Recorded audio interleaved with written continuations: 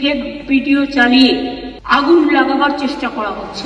বাংলাদেশের সাম্প্রতিক পরিস্থিতি নিয়ে সোশ্যাল মিডিয়ায় ফেক ভিডিও ছড়ায় ক্ষোভ প্রকাশ করেছেন পশ্চিমবঙ্গের মুখ্যমন্ত্রী মমতা বন্দ্যোপাধ্যায়। পাশাপাশি ভারতের একটা রাজনৈতিক দলের বিরুদ্ধে ফেক ভিডিও ছড়ানোর অভিযোগও তুলেছেন তিনি। বলেছেন ওই রাজনৈতিক দলটি উস্কানি দেওয়ার চেষ্টা করছে। বাংলাদেশে আজকে সত্যি মাইনরিটিজের উপরে যে অত্যাচার চলছে সেটা আমরা কেউ ভালো চোখে দেখছি না।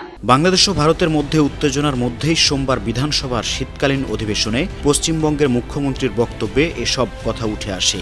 বক্তব্যে বাংলাদেশের সংখ্যালঘুদের উপর অত্যাচারের অভিযোগের বিষয়ে উদ্বেগ প্রকাশ করেছেন মমতা বন্দ্যোপাধ্যায়। নাম প্রকাশ না করেই বিধানসভায় তিনি বলেন, দুই দেশের সম্পর্কে বর্তমানে যে টানাপোড়েন চলছে সেই পরিস্থিতির ফায়দা তুলতে চাইছে ওই দলটি। এ সময় সম্প্রীতি ও শান্তির পরিবেশ বজায় রাখার এবং প্রতিবেশী দেশের বিষয়ে মন্তব্য করার ক্ষেত্রে সংযত থাকার অনুরোধও করেছেন তিনি। অনেকগুলো ফেক ভিডিও বাজারে চলছে, কোনো একটা পলিটিক্যাল পার্টির পক্ষ থেকে কিছু ফেক ভিডিও চালিয়ে আগুন লাগাবার চেষ্টা করা হচ্ছে। প্লিজ দয়া করে, অনুগ্রহ করে উভয় সম্প্রদায় এর থেকে বিরত থাকুন।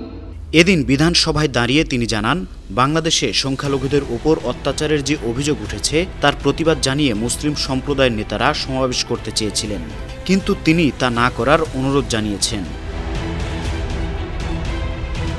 মমতা বন্দ্যোপাধ্যায় বলেন, আমি তাদের নিষেধ করেছি। অনেকে এটাকে সুযোগ হিসেবে কাজে লাগাচ্ছেন। তারা আরেকটা দাঙ্গা শুরু করবে। আমরা দাঙ্গা চাই না, শান্তি চাই। হিন্দু, মুসলিম, শিখ এবং খ্রিস্টানদের রক্ত একই। তারা কেউ দাঙ্গা চায় না। সমাজ বিরোধীরা দাঙ্গা শুরু করে। দুই সম্প্রদায়ের মানুষকেই এই বিষয়ে সজাগ থাকতে হবে। বাংলাদেশে আজকে সত্যি মাইনরিটিজের উপরে যে অত্যাচার চলছে সেটা আমরা কেউ ভালো চোখে দেখছি না। দাঙ্গা কখনো হিন্দু করে না, দাঙ্গা কখনো মুসলমান করে না, দাঙ্গা কখনো শিখ করে না, দাঙ্গা কখনো খ্রিস্টান করে না। দাঙ্গা করে কতিপয় সমাজ বিরোধী এবং যারা সমাজের বোঝা। বাংলাদেশের সংখ্যালঘুদের উপর অত্যাচারের যে অভিযোগ উঠেছে, কিছু ক্ষেত্রে সেই বিষয়কে রাজনৈতিক ইস্যু বানিয়ে ফায়দা নেওয়ার চেষ্টা করা হচ্ছে বলেও অভিযোগ করেন তিনি। বলেন, যারা এটা নিয়ে রাজনীতি করার কথা ভাবছেন তাদের মনে রাখা উচিত, এতে আপনার রাজ্যেরও ক্ষতি হবে, ওখানে থাকা বন্ধুদেরও ক্ষতি হবে। রাজ্যের শান্তি যাতে কোনোভাবে বিঘ্নিত না হয় তা নিশ্চিত করার জন্যই এই আহ্বান।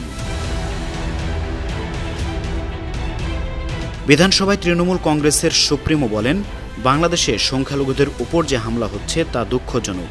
একই সঙ্গে সমস্ত বিধায়কের উদ্দেশ্যে বলেছেন, কেউ উস্কানিমূলক বক্তৃতা দেবেন না। আমাদের এমন কোনো মন্তব্য করা উচিত নয় যাতে বাংলায় খারাপ পরিস্থিতি তৈরি হয়। আমরা সবাই যেন এমন কোনো মন্তব্য না করি যাতে আমাদের কোনো রকম পরিস্থিতি বাংলায় এটাকে নিয়ে খারাপ হয়। এটা বাংলায় প্রথম, যারা মনে রাখবেন এটা আমাদের ধর্ম নিরপেক্ষতার একটা প্রধান স্তম্ভ। গেল সপ্তাহে বিধানসভার অধিবেশনে বক্তব্য দেওয়ার সময় বাংলাদেশ সম্পর্কে বিরূপ মন্তব্য করেছিলেন মমতা বন্দ্যোপাধ্যায়। কেন্দ্র সরকারের কাছে অনুরোধ জানিয়েছিলেন যাতে কেন্দ্রের তরফে জাতিসংঘের কাছে বাংলাদেশে শান্তি সেনা পাঠানোর আর্জি জানানো হয়। ভারতের লোকসভাতেও মমতার পক্ষে বিষয়টি তোলেন তৃণমূল কংগ্রেস পার্টির সদস্য Sudip Bandyopadhyay. Bangladesh is our neighboring country, attached with our state of West Bengal also. Sir, what we making appeal that let the government of India appeal to United Nations for sending peacekeeping forces at Bangladesh immediately. তবে মমতা ও মমতার দলের ওই মন্তব্যের পরিপ্রেক্ষিতে কড়া প্রতিক্রিয়া জানিয়েছিল বাংলাদেশ। আন্তর্জাতিক ডেস্ক, 52 টিভি।